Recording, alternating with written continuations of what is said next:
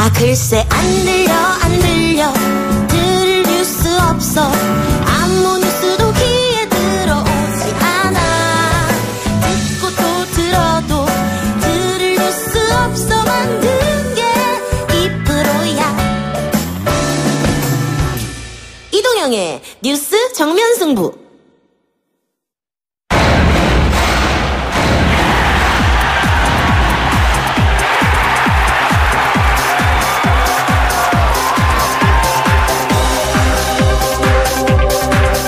주파수 94.5 YTN 뉴스 FM 뉴스 정면승부 3부 시작하겠습니다. 한 주간의 스포츠 소식을 짚어보는 위클리 스포츠 시간입니다. 오늘은 아시안게임 이야기 해보겠습니다. 김한 축구 해설위원 박용식 캐스터 나왔습니다. 어서 오세요. 안녕하세요. 네, 안녕하세요. 자, 아시안게임 끝이 났습니다. 우리나라 최종 성적은 어땠습니까? 결국 2위는 달성하지 못했고 종합순위 3위로 아쉽게도 마치게 됐습니다. 원래 늘 2위 했던 거 아니었어요?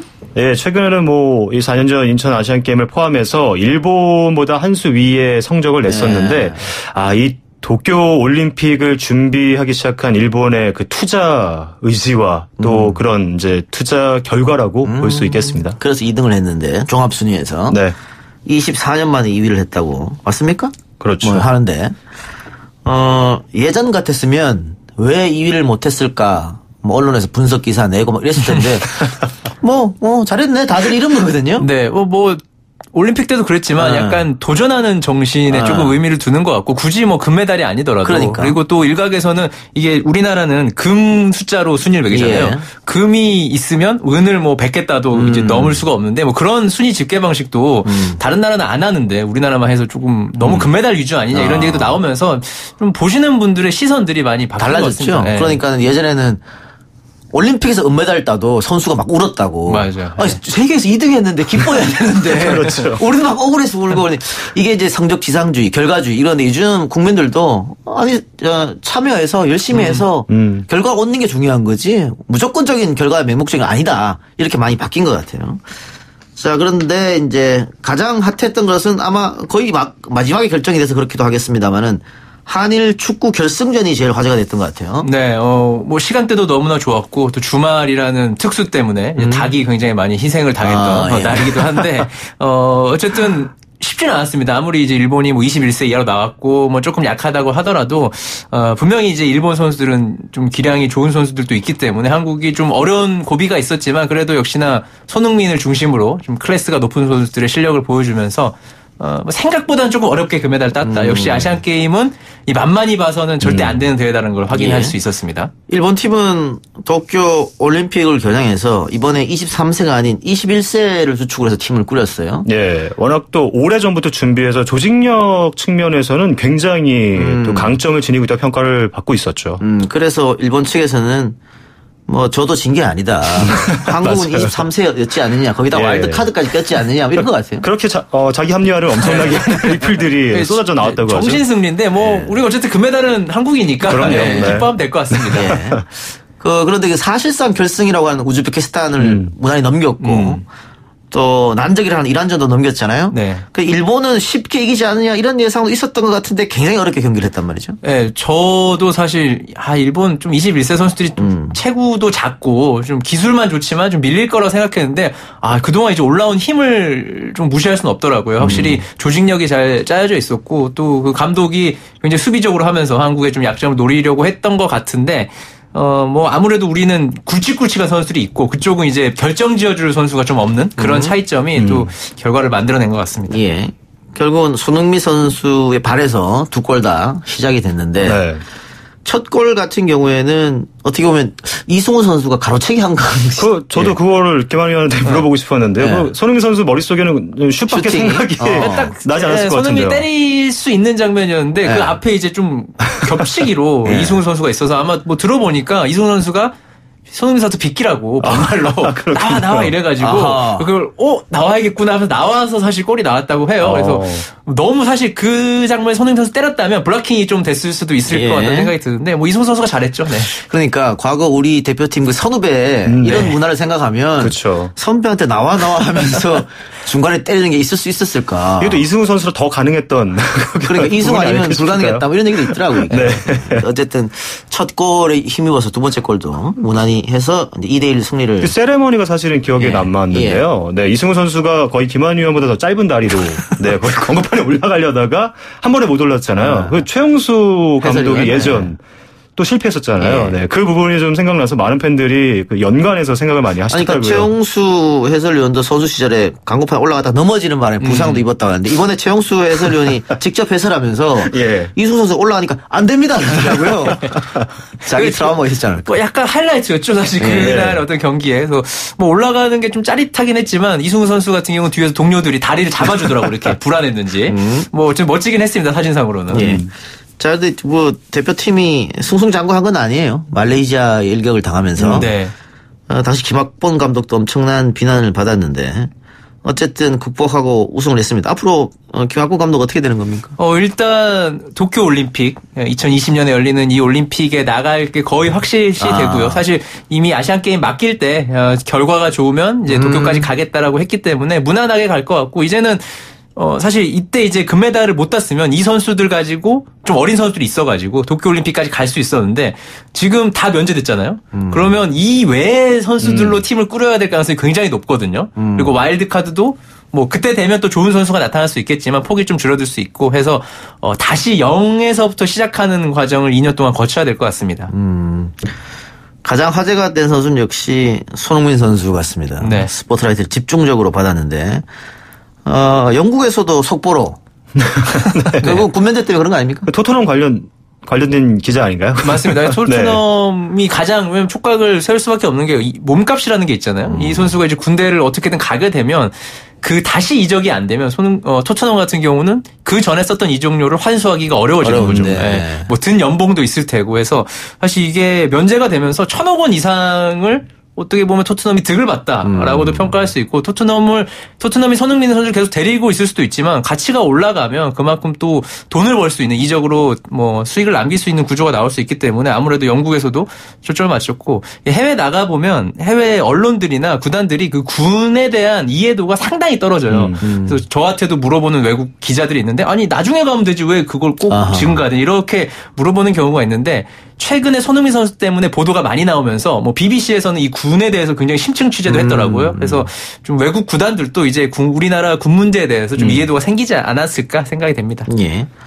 황의조 선수도 그렇고 이제 이승우 선수도 그렇고 군 면제를 받았기 때문에 앞으로 굉장히 자유롭게 활발하게 더 운동에만 매진할 수 있겠다 이런 생각도 들어요. 네, 이 해외 특히 나가 있는 선수들 같은 경우는 군 면제 때문에 결국 들어오거나 아니면 커리어가 좀 꼬이는 경우가 많은데 우리가 런던 올림픽 때도 기성용 구자수 선수들이 면제 받으면서 사실 잘 풀렸거든요.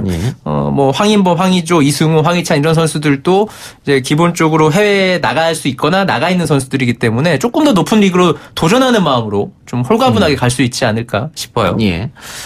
근데 똑같은 뭐 면제 혜택을 받았습니다만은 축구팀은 환호를 받고 금이 환영했는데 야구팀은 금메달을 따고서도 고개 숙이고 들어왔단 말이죠. 이 차이점은 어디 있을까요? 공항에서 제1여객터미널과 제2여객터미널로 각각 들어왔던 축구대표팀과 야구대표팀인데 제1여객터미널은 한산했다고 합니다. 바로 야구팀의 귀국 장소였는데요. 말씀해 주신 대로 사실 선동열 감독이 선수들을 이제 뽑을 때부터 오지환, 박혜민에 대한 어떤 반대 여론이 좀 극심했었죠. 뭐 자세히 뭐 이미 청취자분들도 알고 계시겠지만 만 27세에 야구를 할 수 있는 군대, 이 경찰청이나 상무에 지원을 했다가 철회한 그 부분들이 밝혀지면서 이 부분들이 조금 시청자들 또 청취자들 국민들에게 분노를 사왔었고요. 그런데 황의조 선수도 같은 이제 비슷한 논란거리로 역시 이제 화두가 됐었는데 결과적으로 8골 이렇게 몰아치면서 실력으로 극복을 했고 또 실질적으로 그런 부분들을 실력으로도 해소를 했었는데 아쉽게도 오지환 선수는 현지에서 또 뭘 잘못 먹었는지 장염도 걸렸고요. 네, 뭐 출전 기회도 많지 않았고 상대적으로 박혜민 선수는 좀 더 큰 역할을 했죠. 그런데 오지환 선수는 아예 역할하지 못하면서 좀 더 무거운 표정으로 귀국을 할 수밖에 없었습니다. 그럼 보니까 역시 그 논란에는 실력으로 보여주는 게 최고인 것 같습니다. 특히 스포츠 선수일수록 뭐 증명하는 방법이 없잖아요. 아무리 뭐 SNS 글을 쓰고 뭐 해명을 해봤자 그냥 그 다음 경기에 펄펄 날아다니면 악플이 더 달리는 네, 다 용서가 되는 것 같아요. 네, 이번 때 보니까. 예. 그리고 또 원천적으로 뭐 축구 같은 경우하고 야구는 다른 것이 야구는 우리가 당연히 우승할 것이다. 그것도 대만하고 일본이 사회인 선수들이 나왔는데 네. 우리는 프로 선수 그것도 리그를 중단하면서까지 그렇죠. 나갔단 말이죠. 네. 꼭 그럴 필요가 있었을까? 결국은 이거는 병역 목적이 아니냐. 네. 결과적으로는 그 추세 자체가요. 일본도 프로 선수들 아예 다 제외했었고 대만도 해외파 2명의 선수 다 제외하고 대만 국내 리그에서만 7명의 프로 선수가 나섰는데요. 사실 그 부분 24명의 전 선수가 프로 선수로 구성한 우리나라와는 좀 무게감이 확실히 다를 수밖에 없었습니다. 그래서 축구팀하고 온도가 다르게 비난을 먹었다. 이 대한야구협회나 KBO나 다음번 아시안게임은 좀 생각할 필요가 있을 것 같습니다. 네, 뭐 그리고 실제적으로 분위기가 지금 아시안게임의 금메달에 있어서 군면제를 주는 게 맞느냐 뭐 이런 얘기도 나오고 있어요. 그렇죠. 아시안게임이 뭐 옛날에 우리 이제 어렸을 때는 재밌게 보고 막 금메달 따면 이제 전 국민이 기뻐하고 했는데 저만 그런지 몰라도 이번 아시안게임은 유독 다른 종목에 대해서 좀 관심도가 떨어졌거든요. 그래서 그런 부분에 있어서 오늘 또 여러 가지 보도가 나오고 있지만 좀 공감대가 형성되고 있는 분위기이긴 합니다. 예. 야구 대표팀 이렇게 욕을 먹었습니다만 농구 대표팀 여자 농구 대표팀 예. 은메달을 땄습니다만 엄청난 박수를 받았습니다. 그럼요. 투혼 이야기도 하고요. 예. 다들 뭐 마지막에는 보면서 감독이 눈물을 흘렸다 이런 얘기까지 했습니다. 그러니까 예. 저도 이렇게 아름답게 패배하면 박수 쳐주는 거 아니겠어요? 그럼요. 네. 또 열심히 그 짧은 기간 한 달여밖에 되지 않았습니다. 훈련 기간도 짧았는데 또 이 뒤늦게 8강에서 박지수 선수가 합류하면서 조직적인 부분들 이제 조직력에 관련해서는 분명 상대적으로 좀 약세지 않을까 평가를 받았지만 선수들 로수경 선수와 박지수의 콤비 플레이가 굉장히 좋았고요. 결과적으로 정말 원팀이 된 모습을 보이면서 패배했지만 박수받는 또 아름다운 은메달의 평가를 받고 있습니다. 예. 여자 농구 대표팀이 남북 단일팀이었잖아요. 네. 짧은 합숙 기간이었습니다. 좋은 성적을 냈다 하는 거. 그리고 아시아의 최강인 중국하고 시종일관 시속 게임을 벌였어요. 이길 수도 있었죠. 네. 네. 경기력은 어떻게 봤어요? 이 평균 신장도 큰 차이가 나고 이 중국 대표팀은 명실상부 거의 아시아 최고라고 이미 평가받고 있었던 팀이었습니다. 그래서 이 인사이드 공략부터 상당히 어려움을 겪을 것이라고 했는데 생각보다 이 신예, 이 WNBA에서 활약을 펼치는 박지수 선수와 루수경의 이 트윈타워. 네, 트윈타워의 역할도 굉장히 컸고요. 또 가드진 38살입니다. 주장 임영희 선수가 대한민국 30대의 힘을 보여주면서 또 귀중한 역할들을 해줬었죠. 이명희 선수가 38살이라는 듣고 깜짝 놀랐습니다. 저 나이 어떻게 저렇게 체력을 유지하면서 뛸 수 있을까. 그리고 상당히 선수들을 리딩하면서 잘 이끌었는데 우리 김단비, 김정은, 강하정 이런 핵심 선수들이 또 부상으로 그렇죠. 빠지는 바람에 더 안타까움을 나타내는 것 같아요. 심판 문제를 또 이야기하시는 분들이 있는 것 같은데. 저희가 늘 아시안 게임에서 또 중국 팀이나 대만 팀을 만났을 때 그런 부분들, 물론 한일전에서도 저희가 이제 그런 부분들을 많이 느끼곤 하는데요. 이 고질적으로 늘 심판에 대한 판정 그런 부분들이 따라다녔습니다. 이게 이번 대회만 문제됐던 것이 아니기 때문에 사실 그런 부분들 결과적으로도 더욱더 인천 아시안게임에서 보여줬듯이 좀 실력으로 극복했어야 되지 않을까. 그런 면들은 어떻게 저희가 요청을 한다고 쉽게 변모하는 부분이 아니기 때문에 뿌리가 너무 깊습니다. 그래서 그런 부분들 좀 아쉽지만 아시안게임만큼 인천 아시안게임 때의 그런 모습들만큼의 결과가 나오지 못한 점. 그 점은 좀 아쉬움이 크게 남습니다. 박지수 선수가 굉장한 활약을 보여줬어요. 그렇죠. 아직 굉장히 어린 나이죠? 이명희 선수가 38살인데 박지수 선수는 21살입니다. 17살 차이니까요. 박상관 선수 딸입니까? 예, 박상관 선수의 딸이죠. 그래서 어릴 때부터 사실 박상관 감독의 영향을 많이 받았다고 하고요. 또 그런 부분들 사실 지금 결과적으로는 아버지보다 더 성과를 내고 있는 선수로 성장하고 있기 때문에 앞으로 이제 대한민국 여자 대표팀의 핵심적인 선수라고 기대가 되고 있습니다. 마지막에 체력이 약간 딸리는 듯한 모습은 보여줬어요. 강행군이었습니다. 미국에서 또 들어왔고 다시 이제 KB스타즈 소속으로 국내 WKBL의 개막을 준비하고 있는 입장인데요. 쉴 새 없이 달렸기 때문에 그런 부분들 조금 보완이 된다면 더욱더 큰 선수로 성장할 수 있을 것이라고 기대받고 있습니다. 올림픽 때 이 팀 단일팀 다시 또 기대할 수 있는 겁니까? 예, 올림픽 때 충분히 가능성이 제기가 되고 있는데요. 일단은 다음 달 10월 이 서울에서 펼쳐지는 통일 농구 대회에서 이 선수들은 다시 재회하게 됩니다. 국내에서 다시 만나게 되는 부분도 상당히 의미가 큰데 일단은 이 대한민국 여자 프로 농구 이 농구 대표팀 자체가 앞으로 이 국제 리그에서도 9월 13일부터 다시 이제 재개가 된다고 하는데요. 그 대표팀은 단일팀으로 나가지 않게 되지만 그 이후에 올림픽을 겨냥한 부분들은 충분히 앞으로의 농구 교류도 계속 이어질 것이기 때문에 상당히 긍정적으로 볼 수 있겠습니다. 예. 올림픽 얘기 나왔으니까 결국은 야구팀도 목표는 올림픽 아닙니까? 야구팀이요? 예. 네, 뭐 야구나 축구나 아니 지금 아시안게임에서 일본은 사회 리그 선수를 보냈지만 자국에서 개최하는 도쿄올림픽에서는 프로 선수들이 총 출동할 거 아닙니까? 좀 다르죠. 이제 자국에서 그렇죠? 하게 되면 뭐 붐업도 시켜야 되고 하기 위해서는 뭐 자국 리그가 진행되기 어려운 상황이니까 도쿄에서 하게 되면 나올 거고 뭐 축구 역시도 계속해서 집중 투자해서 좋은 성적을 거두려고 할 테니까 다음 올림픽에서는 야구나 축구나 조금 난관이 있지 않을까. 지금과는 다른. 네. 일본도 당연히 와일드카드를 쓸 테고. 네, 그렇죠. 그러면 2020 도쿄올림픽도 선동열 감독 체제로 가는 거죠? 네, 손동열 감독이 사전에 이제 계약을 처음에 맺을 때 전임 감독제가 처음으로 이제 도입이 됐었죠. 그래서 2020년 도쿄올림픽까지 맞는 것이 이제 확정적으로 이렇게 진행이 되고 있는데 지금 워낙 여론이 좋지 않고 또 본인들도 현지에서 함께 생활했던 해설위원들을 통해서 들었었는데 이 심적으로 너무나 스트레스를 많이 받았고 금메달을 냈지만 역시 기뻐할 수 없는 상황임을 본인들도 잘 알고 있습니다. 그래서 앞으로는 이제 2020 도쿄올림픽을 준비하는데 아무래도 선수단에 큰 변화가 또 생기지 않을까 생각이 됩니다. 자, 남자 농구도 동메달을 땄는데요. 감독은 허재였고. 네.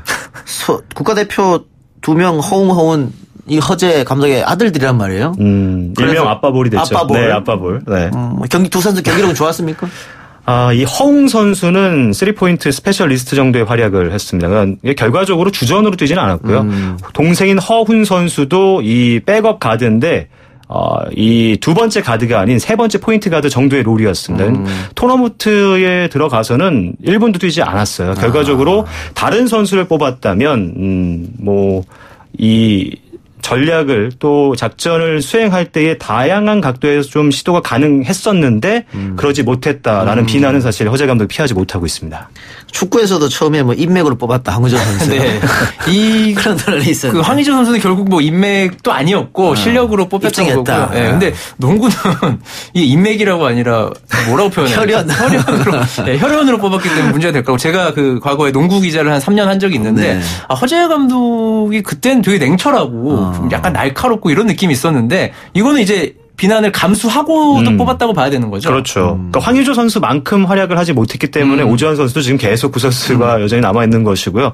허재 감독이나 이 두 형제, 이 두 아들도 여전히 좀 아쉬운 평가를 받고 있습니다. 그럼 만일 금메달을 땄다 그러면 더 큰 논란이 일 뻔했네요. 그렇죠. 활약을 못하고 금메달을 땄더라면 대신 들어갈 선수들이 있을 수 있으니까. 또 그걸로 군면제 받았다. 그렇죠. 네, 그렇죠. 네.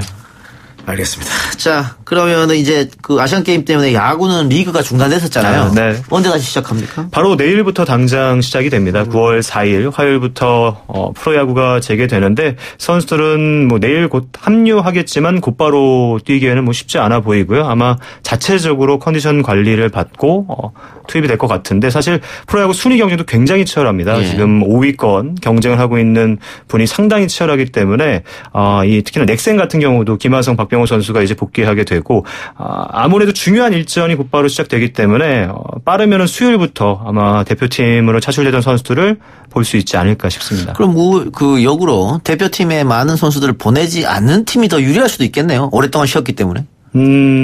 뭐 일장일단이 확실히 있죠. 경기 감각적인 부분도 있고 어떻게 이 2주를 보냈느냐가 이제 뚜껑을 열었을 때 결과로 나올 것 같습니다. 예. 축구는 계속 리그가 있었죠? 네, 리그 계속 있었고 이제 잠깐 중단이 됐죠. A매치 휴식기가 됐는데 손흥민, 이승우, 황의조 등 이제 A대표팀에도 소속된 선수들은 하루 쉬고 일단 오늘 소집은 됐는데 다른 선수들과 다르게 하루 휴식을 받고 내일 합류를 하고요. 이제 금요일 날 코스타리카와 평가전 이제 벤투 감독의 첫 번째 경기가 고향에서 열리는데 아무래도 아시안 게임 갔다 온 선수들은 그 경기엔 선발보다는 일단 벤치에서 조금 뭐 후반 정도를 보지 않을까 생각이 되고 개인적으로는 조금 쉬었으면 좋겠습니다. 너무 7경기를 치르느라 17일 동안 7경기면 정말 대단한 거거든요. 좀 휴식이 필요할 것 같습니다. 근데 많은 분들이 황의조 같은 선수는 월드컵에서 왜 안 뽑았냐 이런 얘기도 하더라고요. 아니 그때 예를 들어서 황의조 뽑았다고 치면 진짜 지금 황의조 논란보다 한 10배는 더 증폭이 됐을 거예요. 결과론적입니다. 이거는. 네. 벤투 감독은 황의조 뽑았죠 이번에? 네, 뽑았죠. 네. 예. 지켜보기라고 결국은 축구도 아시안컵이 목표니까요. 네, 맞습니다. 아시안컵에서 지금 한 반세기 동안 우승을 못 해가지고. 네. 아시아 최강이라는 닉네임이 좀 무색해졌어요. 그렇죠. 맨날 뭐 아시아 호랑이다 했는데 사실 정작 호랑이였던 시절은 저희 기억 속에는 없거든요. 네. 이번이 이제 감독도 바뀌고 뭔가 분위기가 좋잖아요. 독일전 승리하고 아시안게임 금메달 따고 아시안컵 우승에 좀 절호의 기회가 될 것 같습니다. 알겠습니다. 오늘 두 말씀 여기까지만 듣죠. 지금까지 축구 해설위원 김한, 캐스터 박용식이었습니다. 고맙습니다. 감사합니다. 네, 고맙습니다.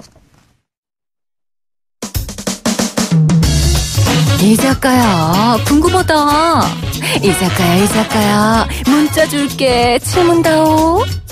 여러분은 지금 웃으며 정보를 입수하고 편안하게 참여하는 이동형의 뉴스 정면 승부와 함께하고 있습니다.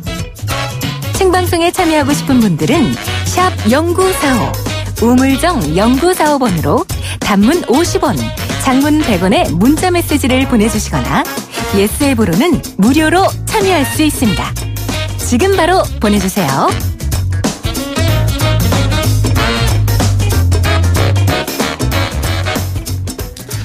앞서 2018 아시안게임 경기들을 정리해봤는데요. 현지에서 우리 남북 단일팀을 응원하는 자카르타 평화 서포터즈라고 하는 남북 합동 응원단이 있었습니다. 자카르타에 살고 계신 남북 현지 교민들이 함께 꾸민 거라고 하네요. 자카르타 평화 서포터즈 단원으로 활동하신 박준영 씨 연결해서 이야기 나눠보도록 하겠습니다. 박준영 씨 나와 계십니까? 네, 안녕하세요. 예, 안녕하십니까. 자, 일단 자카르타 평화 서포터즈 어떻게 구성된 거죠? 네, 저희 자카르타 평화 서포터즈는 인도네시아 자카르타 재해동포 한인 시민단체인 4.16 자카르타 촛불행동이 이번 아시안게임에서 남북 단일팀 경기를 응원하기 위해서 만든 응원팀입니다. 예. 단일팀 응원에 참여 응원단에는 저희 자카르타 평화 서포터즈를 비롯해서 국내에서 오신 원코리아 응원단, 그리고 북측 교민 응원단, 그리고 스프링 세계 시민연대 등이 함께 참여했습니다. 예. 아니, 자카르타에서 계신 우리 교민들하고 국내에서 응원하러 오신 분들하고는 자연스럽게 합동 또 교류해가지고 응원이 가능할 것 같은데, 북한 응원단하고는 어떻게 합쳐지게 됐죠? 예, 저희가 이번 응원단을 준비하면서 저희만 단일팀을 응원을 하는 것도 좋지만 북측 분들과도 함께 응원을 하는 게 더 의미가 클 것 같다는 생각에 이거 주 인도네시아 북측 대사관에 연락을 해서 함께 응원단을 만들자고 제안을 했고 그 제안이 성사가 돼서 함께 응원단을 꾸려서 응원을 하게 됐습니다. 아, 직접 연락을 했습니까? 네네. 아, 대단한 행동력이시네요. 예. 그러면 같이 응원하면서 북측 교민들하고도 교류를 좀 했겠습니다? 네, 처음 만났을 때는 좀 서로 어색하고 이런 것도 있었는데요. 저희가 여자농구 경기 총 7경기를 응원을 하면서는 많이 또 친해지고, 네, 서로 농담까지 나누는 그런 사이가 됐습니다. 예. 혹시 응원전 끝나고 따로 만나서 밥을 먹는다든가, 술을 한잔 한다든가, 이런 거 있었나요? 전체 응원단이 다 함께 참여하는 그런 자리는 없었었는데요. 예. 아무래도 북측 응원단이 북측 대사관이 중심이 돼서 꾸려진 응원단이다 보니까, 예. 그 응원단을 관리하시는 담당자분과 함께 식사를 하고 하는 그런 자리는 있었습니다. 아, 그렇군요. 응원 도구는 어떻게 준비했고, 응원 구호는 함께 하기로 사전에 약속된 겁니까? 저희가 함께 하자고 얘기를 한 거는 없었고요. 그래서 응원 도구도 저희랑 그 북측이 다 각자 준비를 해왔었습니다. 그래서 처음 한 2-3경기 동안은 각자의 응원 도구를 들고 응원을 했었는데요. 나중에는 거의 그런 구분도 없이 응원 도구를 나눠 들고 이렇게 응원을 했습니다. 그 응원 구호 같은 경우에는 우리는 우리한테 익숙한 응원 구호가 대한민국이나 오픈처럼 나라 이름이 들어간 응원 구호가 많잖아요. 근데 북측분들은 이 우리라는 단어를 응원 구호에 많이 사용을 하시더라고요. 예를 들면 잘한다 우리 선수, 힘내라 우리 팀 같은 응원 구호를 많이 하셔서 저희가 그 조금 약간의 차이를 조정하기 위해서 저희도 우리 팀 우리 선수와 같은 응원 구호를 함께 외쳤습니다. 그 마지막으로 여자농구 결승전 단체 응원 하신 것 같은데요. 너무 아쉽게 패배해서 그날 분위기가 좀 궁금해요. 네, 저희가 그 결승전까지 가는 그 기세가 되게 좋았거든요. 저희 팀, 우리 팀 그 에이스 박지수 선수도 합류하고, 그리고 남북 선수들도 경기를 함께 여러 차례 치르면서 호흡도 많이 좋아지고 있다고 해서 저희가 많은 기대를 했었는데 좀 아쉽게 패했습니다.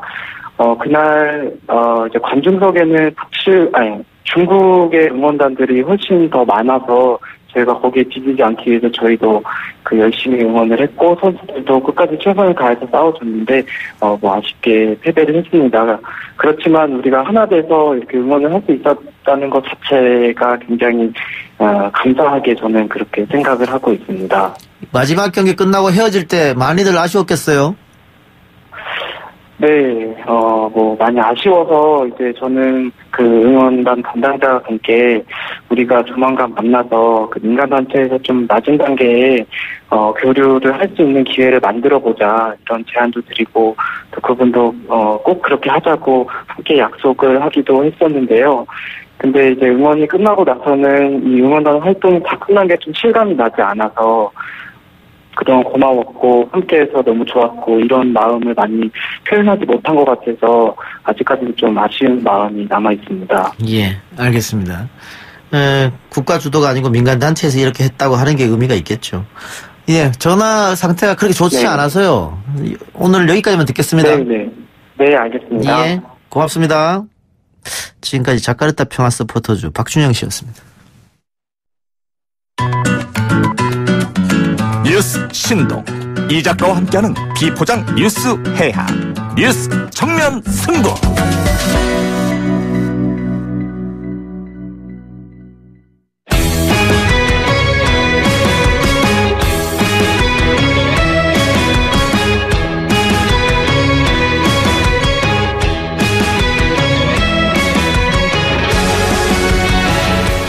여론조사를 통해 민심을 읽어보는 시간, 민심은 숫자다 시간입니다. 오늘도 오피니언 라이브 윤희웅 여론분석센터장, 리얼미터 권순정 조사분석실장 나왔습니다. 어서 오십시오. 네, 안녕하십니까. 오늘부터 정기국회 시작인데요. 자, 대정부 질문이 예정돼 있고 인사청문회도 예정돼 있습니다. 국정감사, 예산안 심사. 아유.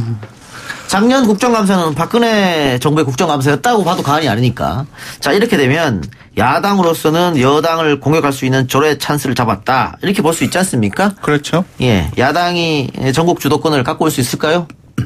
어떻게 보십니까? 지금 현재는 전국 주도권을 가지고 있다고 봐야 될 것 같습니다. 왜냐하면 지지율도 6.13 지선 이후에 지속적으로 떨어져 있고 그 원인의 가장 큰 원인은 경제 문제이고 경제 문제는 하루아침에 해결될 수 없는 거 아닙니까? 그렇죠. 거기다가 그 경제 문제 중에서도 그 소득주도 성장 그리고 소득주도 성장이 환치된 최저임금 이 부분들을 가지고서 계속 가지고 있기 때문에 기본적으로는 야당이 주도권을 가지고 있다라고 봐야 될 것 같아요. 지금. 예. 자. 근데 지금 이제 한반도 대야 정국으로 이제 서서히 이동할 수 있는 조짐도 보이기 때문에 조금 이제 관망을 좀 해봐야 되지 않을까. 관망. 예. 그런 가운데 리얼미터가 8월 마지막 주 대통령 국정수행평가 집계했죠. 어떻게 나왔습니까? 네. 지금 저희들이 분석하기는 3주 동안의 약 보합세를 보이고 있다고 보거든요. 그러니까 이번 주에는 죄송합니다. 55.2%가 긍정평가가 나왔습니다. 그러니까 지난주에 비해서 0.8%포인트 떨어진 거고요. 지지난주에서는 0.3%포인트 정도 떨어졌습니다. 그리고 2주 더 전에는 그것도 0.몇 % 정도 떨어졌어요. 그러니까 이 정도의 변화는 최저치를 경신했다.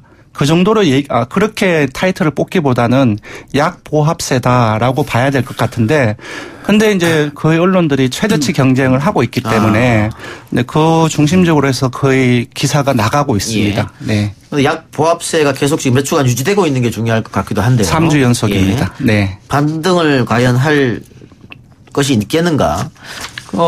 윤희용 선생님. 네. 9월 달에 남북도 3차 정상회담이 예정돼 있지 않습니까? 네. 추석 전에 아마 할 텐데. 네. 그렇게 되면은 추석 밥상에 그 얘기 당연히 오를 테고요. 네. 그러면은 지지율이 반등할 가능성이 있습니까? 이제 호재이기 때문에 그것은 대통령 국정수행평가를 상승시키는 효과로 작용할 가능성이 이제 있다고 보고, 그다음에 이제 거기서 실질적인 이제 내용물이 중요할 것 같아요. 지금까지는 단순히 이제 북과 관계를 개선하고 만나고 하는 것들이 처음에 이제 그 임팩트가 워낙 컸기 때문에 사실 그 이상의 어떤 효과, 이제 국민들에게 어떤 그 긍정적 충격을 주기가 사실은 쉽지 않은 상황이에요. 그래서 단순한 만남을 넘어서 그것이 이제 비핵화로 가는 이제 그 흐름들에 있어서 기대를 높일 만한 실질적인 어떤 성과물들이 이어지느냐 여부에 따라서 그 이제 상승 폭은 영향을 줄 것으로 보이고, 다만 이제 그것이 이제 일정 수준 성과에 있어서 지지율 상승으로 간다 하더라도 그것이 매우 안정적이라고 보기는 쉽지 않은 부분들이 있습니다. 왜냐하면 지금 이제 그것이 많은 부분 이제 반영이 돼요. 남북관계 개선에 관한 효과들은 이미 너무 많이 이제 반영이 되어 있는 상황이기 때문에 어떤 이제 북미 간의 관계 개선 등을 통해서 이제 비핵화가 사실 손에 잡힐 듯한 모습으로 나타나지 않는다면 그것이 이제 다른 어떤 경제적인 요인들 또 야당의 공세 이런 것에 의해서 다시 또 이제 하락하거나 영향을 받을 가능성이 있기 때문에 1차적으로는 이제 상승 요인이다. 그다음 내용물에 따라서 그 상승폭은 결정될 것이다. 그러나 그것이 매우 지속적이고 안정성을 갖는 데는 다소 이제 약한 부분들이 있을 수밖에 없는 상황이다 이렇게 보겠습니다. 그 내용물은 바로 한반도 비핵화의 국민들이 느끼는 진전하고 종전선언입니다. 그걸로 연결될 때는 그 반등폭이 어느 정도 될 것이고 그걸로 연결되지 않는다고 한다면은 사실상 4.27 때 약 8%에서 10%포인트 정도 올랐습니다. 그 정도까지는 반등하기는 힘들다. 예. 네. 두 분 말씀 종합해보면 결국은 남북관계는 이미 상당 부분 반영이 돼 있기 때문에 그렇습니다. 완벽한 호재라고 볼 수는 없다. 네.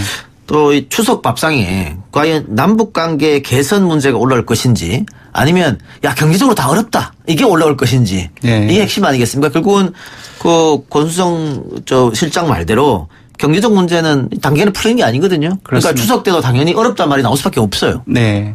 그러니까 9월에도 한국은행의 고용 지표와 그 다른 어떤 소비자 동향 지표가 나올 것이고, 죄송합니다. 통계청에. 그리고 한국은행의 소비자 동향 지수가 지속적으로 발표가 될 것입니다.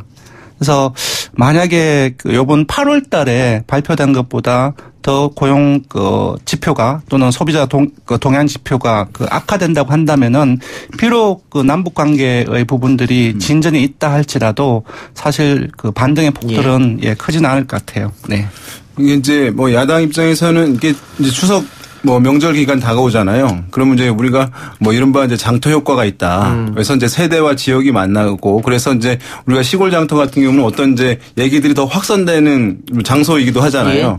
이제 그런 효과가 이제 있다고 이제 많이 얘기를 해왔는데 과거에 비해서는 이제 이게 약화되긴 했어요. 이런 정보화 시대에 사실은 그런 이제 장터 효과가 명절에 있는 것들은 이제 많이 약화되긴 했는데 그럼에도 불구하고 이제 정치권에서는 매우 중요하게 생각을 해요. 그렇기 때문에 야당에서 상당히 이제 이 이 부분 이제 경제 실정에 대한 부분들을 집중적으로 부각할 가능성이 높거든요. 그래서 이제 여전히 그것이 이제 좀 더 위력을 가질 가능성이 이제 있고 최근에 보면은 그래서 한국당 이제 야당에서는 이 자영업자에 대한 소재를 매우 이제 적극적으로 뭐 발굴 또는 이제 활용하고 있는 측면이 있어요. 이제 보면은 이제 자영업자 관련해서도 보면 최근에 뭐 최저임금 정책 관련해서 차등 적용하는 안이라든가 또 52시간 근로제에서 좀 탄력적으로 적용해야 되는 거 아니냐라고 해서 그 수정안들을 이제 한국당 등 야당에서 얘기를 하고 이제 서명 운동까지 한다고 하는데 이 이제 자영업자들 타겟으로 한 것이잖아요. 소상공인.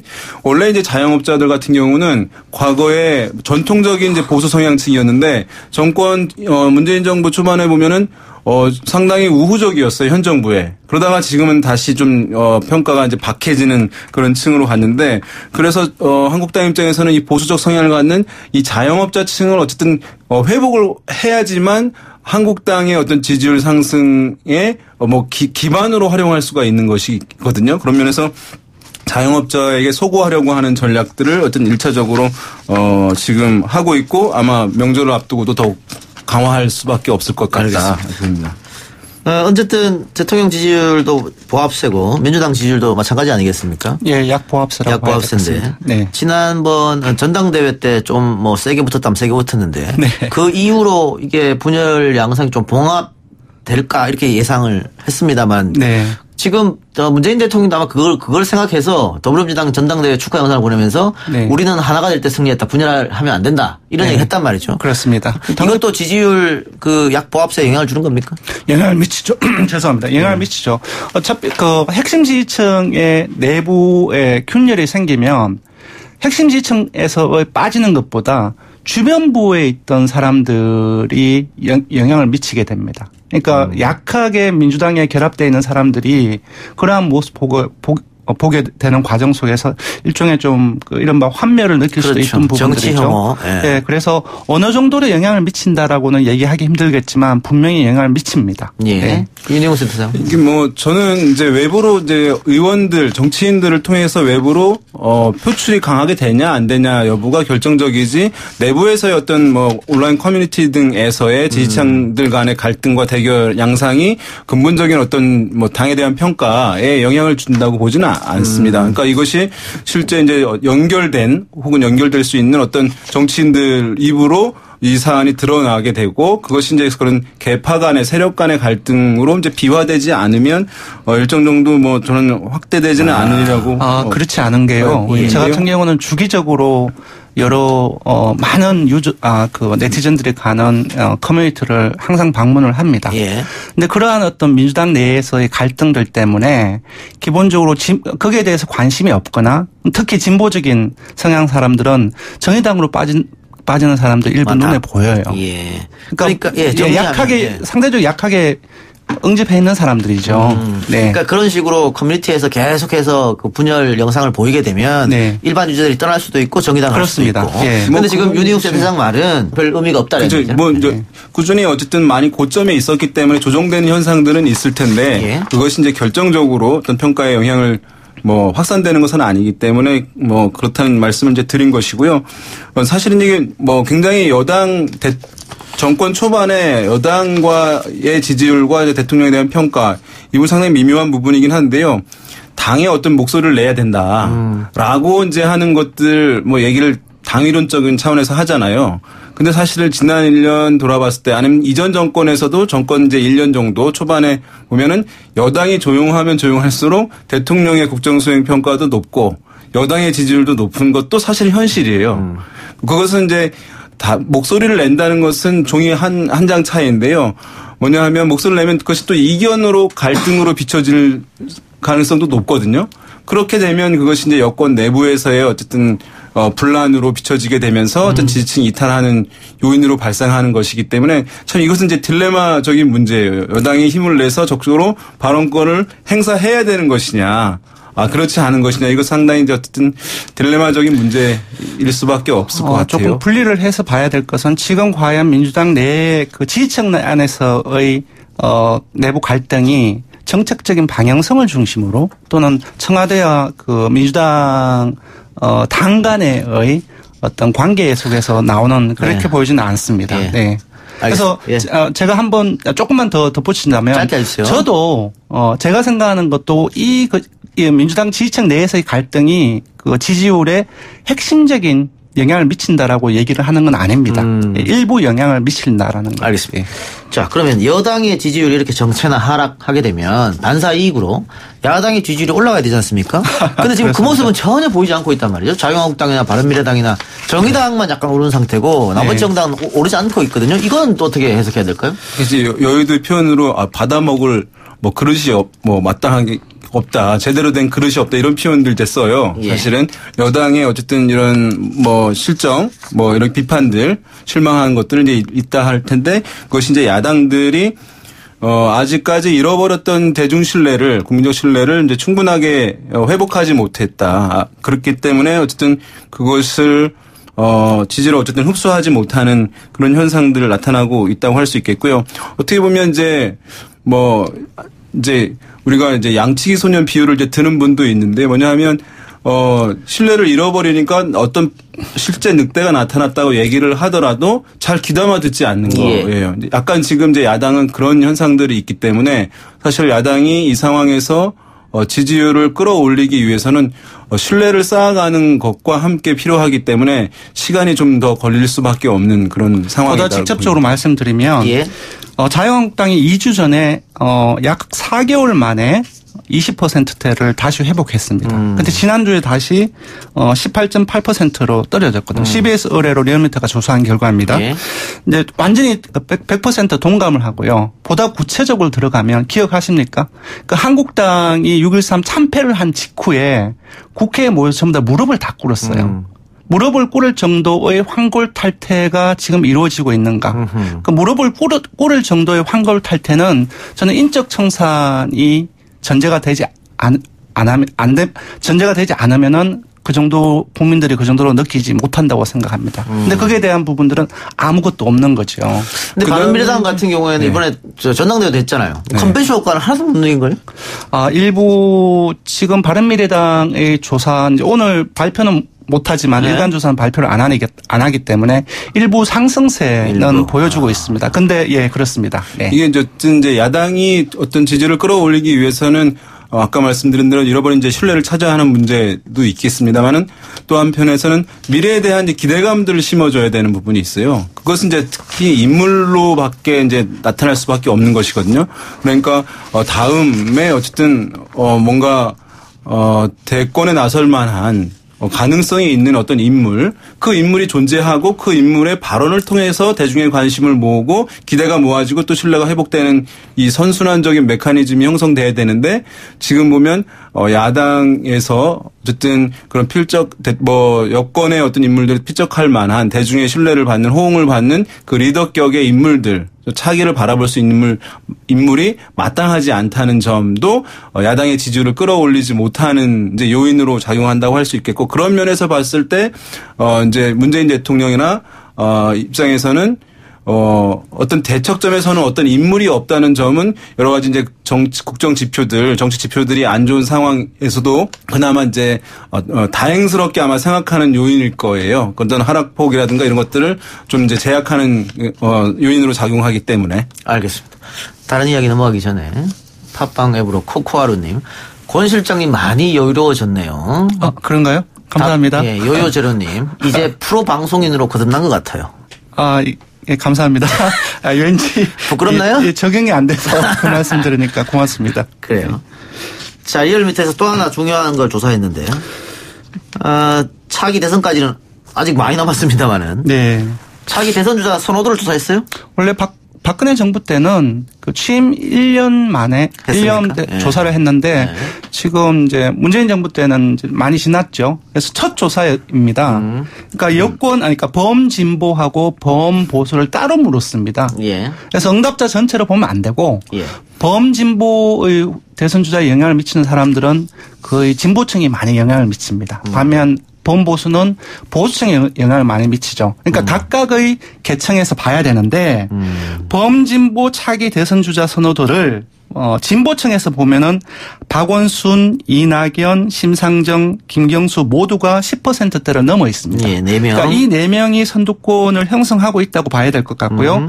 이제 그 다음에 이재명 도지사라든지 김부겸 장관, 추미애, 이해찬 이렇게 한 자릿수로 해서 약간 선두권과 격차를 가지고 있습니다. 그러니까 현재 기준으로서는 진보 진영 같은 경우는 박원순, 이낙연, 심상정, 김경수를 차기로 어렴풋이나마 선호를 하고 있다라고 봐야 될 것 같아요. 이낙연 총리가 급부상한 거 아닙니까? 저는 급부상했다고 생각하지 않아요. 왜냐하면요, 여러 가지 어떤 대정부 질문이라든지 그타의 어떤 전기세, 누진세 그런 어떤 논란 부분에서 선제적으로 치고 나갔던 부분들이 있고 전체적으로 그 대응 방식에 대한 호평이 상당히 많았습니다. 이런 부분들이 영향을 좀 미쳤다고 보고요.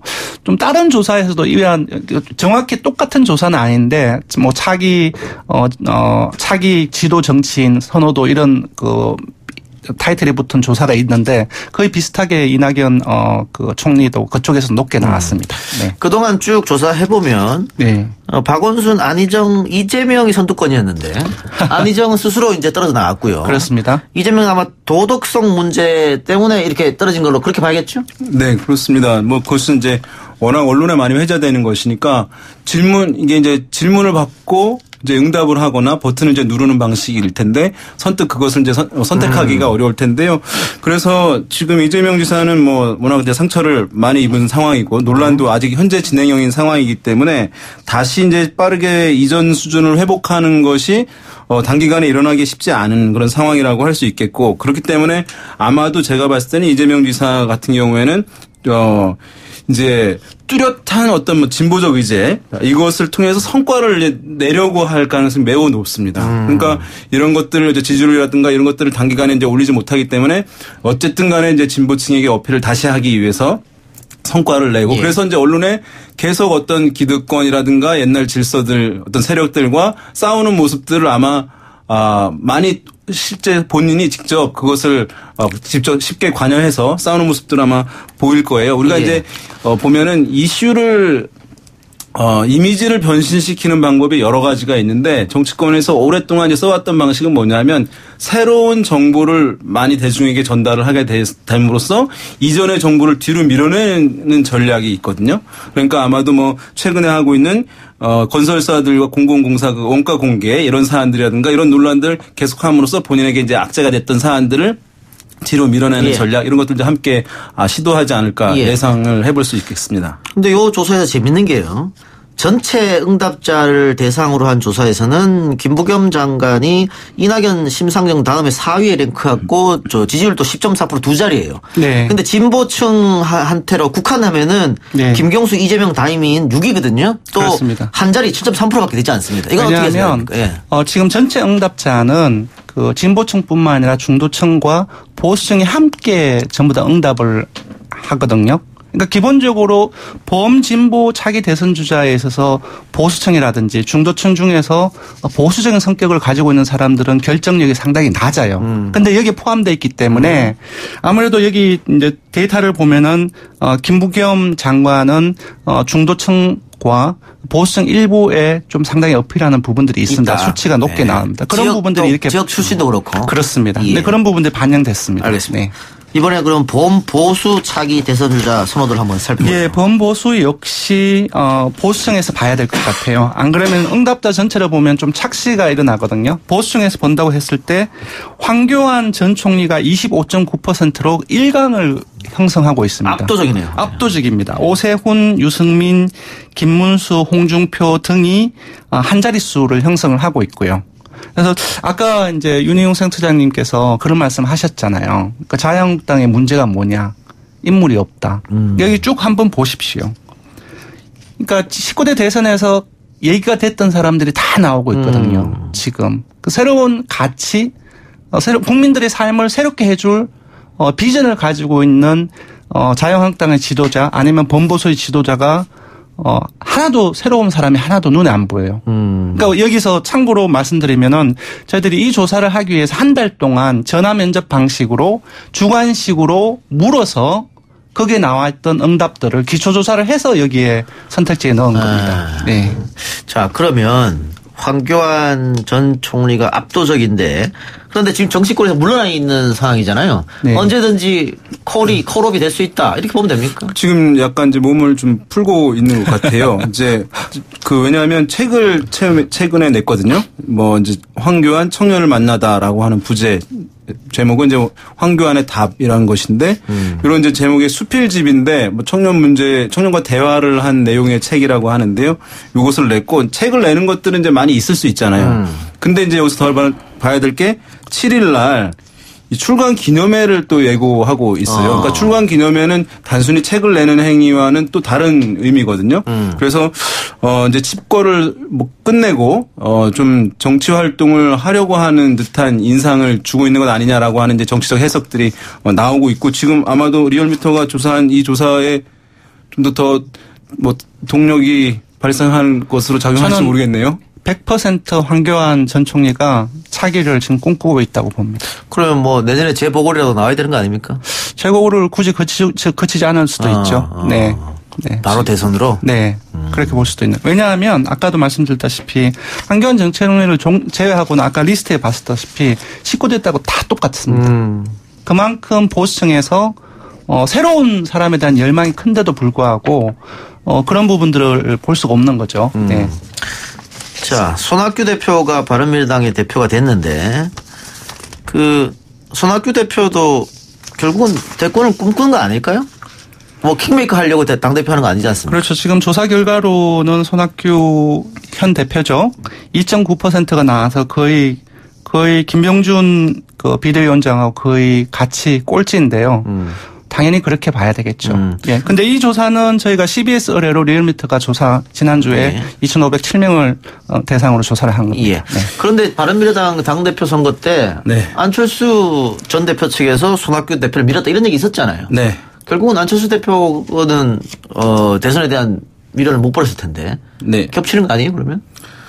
그렇죠. 그래도 이제 바른미래당 같은 경우에는 기존에 이제 한국당 쪽에서 보수 쪽에서 넘어온 세력들도 있는 것이기 때문에 1차적으로 아마 그것을 막아야 한다는 생각이 아마 안철수 전 대표 입장에서는 강했을 것으로 보여요. 그리고 어쨌든 호남의 민심을 다시 관심을 좀 받아야 된다고 하는 그 목적 함수 그것이 컸기 때문에 아마 손학규 대표에게 이제 힘을 실어주는 양상 그리고 어차피 본인이 이제 이길 수 있을 것이라고 하는 자신감 나중에 가서는 그게 작용했을 텐데요. 지금 아마 손 대표도 여러 가지 생각하긴 할 텐데요.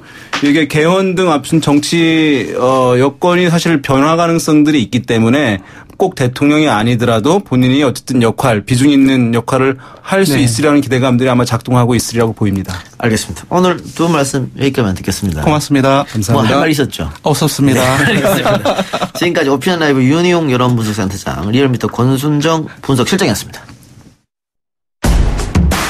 오늘 방송은 여기까지고요. 저는 내일 이 시간 다시 찾아뵙겠습니다. PP의 업계를 잘 대비하시기 바랍니다. 고맙습니다.